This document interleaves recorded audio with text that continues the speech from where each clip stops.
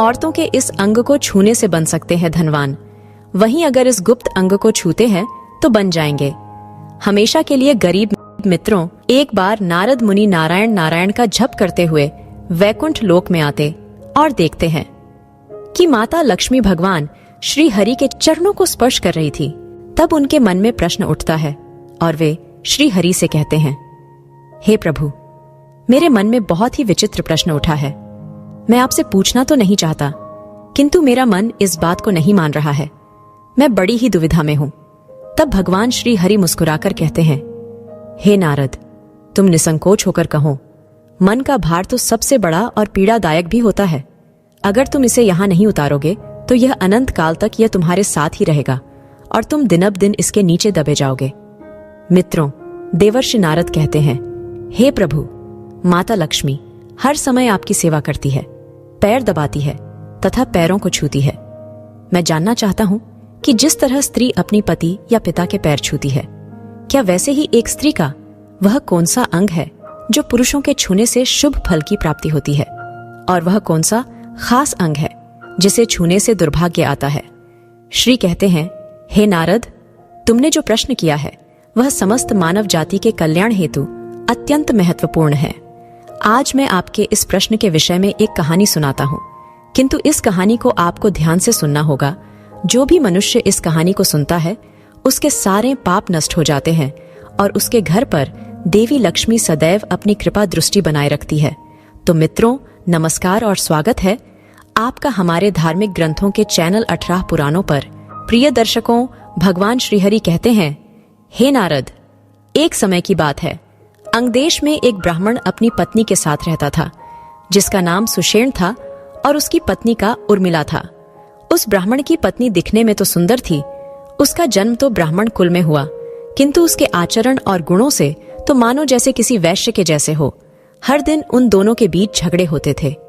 उर्मिला हमेशा अपने पति से नाराज रहती थी, जिस कारण था कि सुषेण अपनी पत्नी उर्मिला के साथ समय व्यतीत नहीं करता था। उसी नगर में शांता नाम की एक वैश्या भी रहती थी। वह अति रूपवान और गुणवान तो थी, किंतु उसकी गरीबी ने उसे इस काम धकेल दिया था। मित्रों, भगवान श्रीहरि कहते हैं, हे नारद, उस नगर में सिर्फ इस एक ब्राह्मण परिवार को छोड़ सभी नगरवासी अत्यंत सुखी जीवन जीते थे, जिसका कारण था कि वह वैश्या। जब भी कोई पुरुष उसके पास अपनी रात गुजारने के लिए जाता था तो कुछ ही दिनों के बाद उस व्यक्ति की किस्मत बदल जाती थी। उसे मनचाहा जीवन साथी मिलता, धन का लाभ होता और व्यापार में भी वे सभी तरक्की करते थे। इतना ही नहीं, उस नगर का मुखिया भी कई बार अपना अकेलापन दूर करने हेतु उसी वैश्या के पास जाता था। उस वैश्या के प्रभाव से सभी पुरुषों में एक नई उमंग आती थी और वे अपने हर एक काम को बड़े हर्षोल्लास के साथ ईमानदारी से करते थे, जिस कारण से वे सभी सफलतापूर्वक जीवन जीते थे। मित्रों, उस ब्राह्मण की पत्नी को भी लगता था, इस आलसी ब्राह्मण को छोड़ मैं भी उस वैश्या के साथ रहूं। फिर अगले दिन उस ब्राह्मण की पत्नी के पति के साथ झगड़े होने के कारण वह उस वैश्या के पास चली गई और बोली, हे बहन, मैं भी तुम्हारे साथ रहना चाहती हूँ।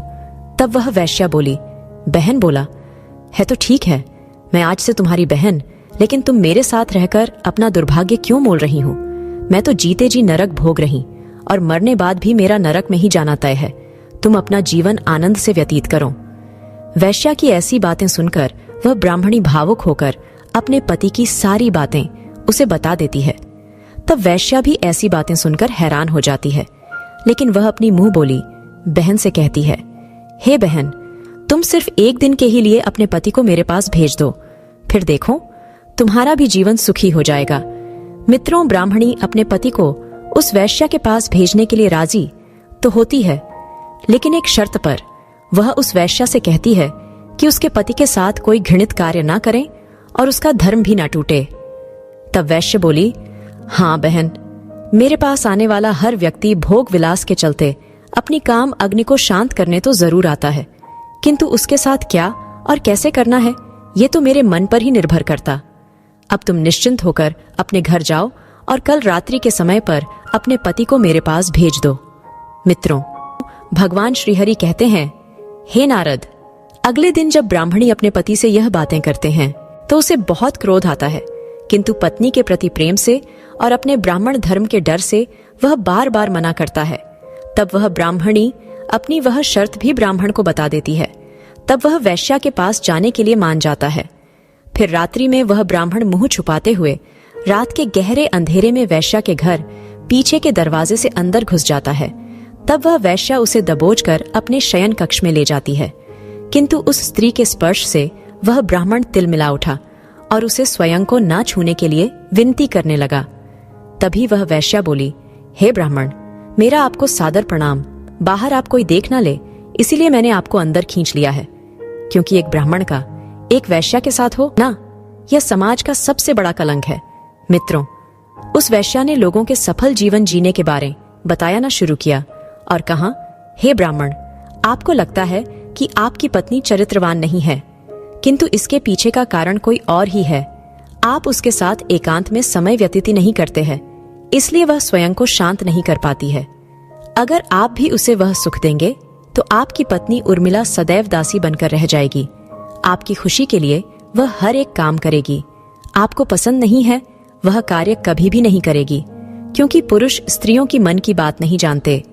इसी कारण से वे दोनों ही हेमशा दुखी रहते हैं। तो चलिए, मैं आपको एक सौभाग्यशाली स्त्री के लक्षण बताती हूँ, जिस कारण से जो भी लोग मेरे पास आकर जाते हैं वे अपनी पत्नी के साथ सुखी जीवन जी रहे हैं। जिस स्त्री के चमकदार सफेद और आगे की तरफ निकले हुए दांत हो, वह अत्यंत शुभ लक्षणा मानी जाती है। पैरों में शंख, कमल या चक्र का चिन्ह हो, पैर का अंगूठा चौड़ा, गोल और लाल हो, नाक के अगले हिस्से पर तिल हो तथा चमकते हुए नाखून हो, ऐसी महिलाएं भाग्यशाली होती है। जिस स्त्री की आंखें बड़ी बड़ी और गोल तथा पुरुषों को आकर्षित करने वाली हो, वह पति की उम्र बढ़ाती है।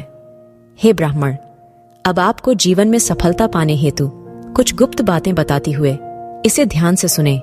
मैं कभी किसी की दासी बनकर नहीं रहती। मैं दूसरों से धन तो लेती हूँ, किंतु उनके वश में नहीं रहती हूँ। मैं मेरी इच्छा से ही कार्य करती हूँ, कभी किसी के सामने हाथ नहीं फैलाती। दूसरों के सामने हाथ फैलाने वाला मनुष्य सदैव गरीब और दुखी ही रहता है। जो मनुष्य स्वयं उद्योग करता है, धन उसी के पास आता है। एक मनुष्य को कभी किसी के अधीन होकर नहीं रहना चाहिए, बल्कि उसे ऐसा कार्य करना चाहिए कि सारा संसार उसके अधीन हो जाए। जो दूसरों के अधीन रहता है वह विनष्ट हो जाता है।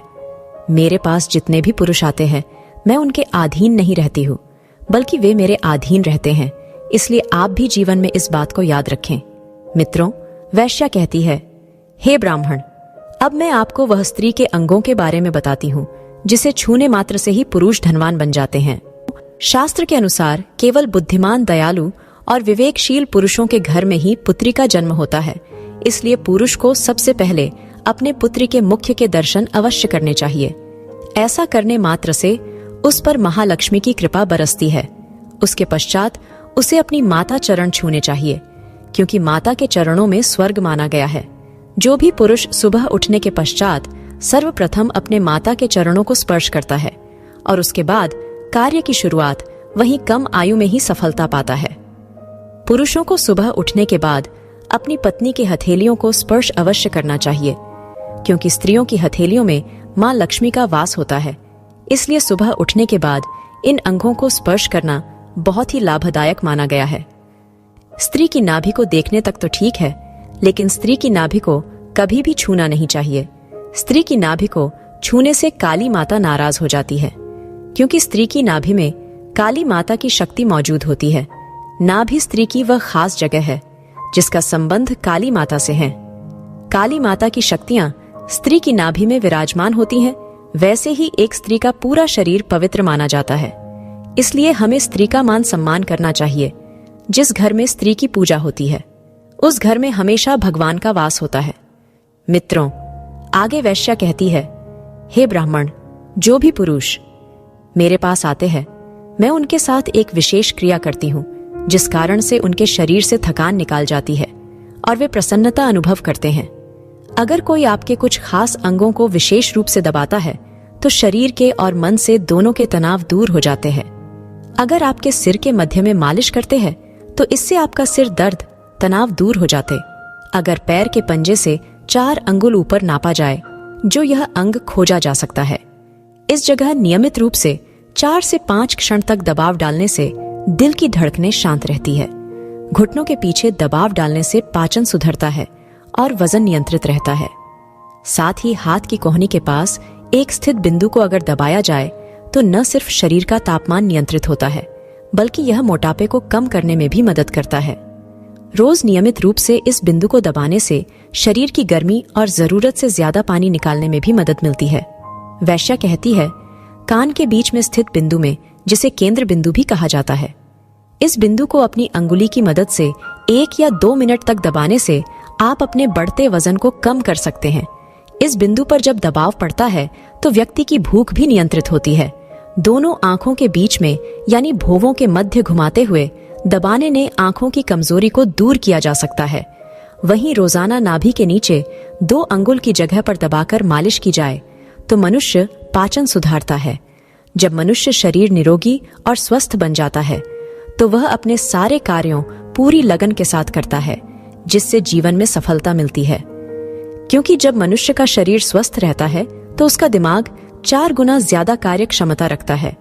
तो मित्रों, इन सारी बातों को सुनकर वह ब्राह्मण उस वैश्या को धन्यवाद देकर वहां से चला जाता है और वह भी अपनी पत्नी के साथ के प्रेम पूर्वक रहता है। कुछ ही दिनों के बाद धनवान हो जाता है और अपना सुखी जीवन व्यतीत करता है। तो मित्रों, इस प्रकार से भगवान श्री हरि ने नारद मुनि को अंगों को छूने के बारे में महत्वपूर्ण जानकारी दी थी। आपको यह कथा कैसे लगी हमें जरूर बताएं। साथ ही कमेंट में जय श्री कृष्ण अवश्य लिखें। आप सभी का धन्यवाद।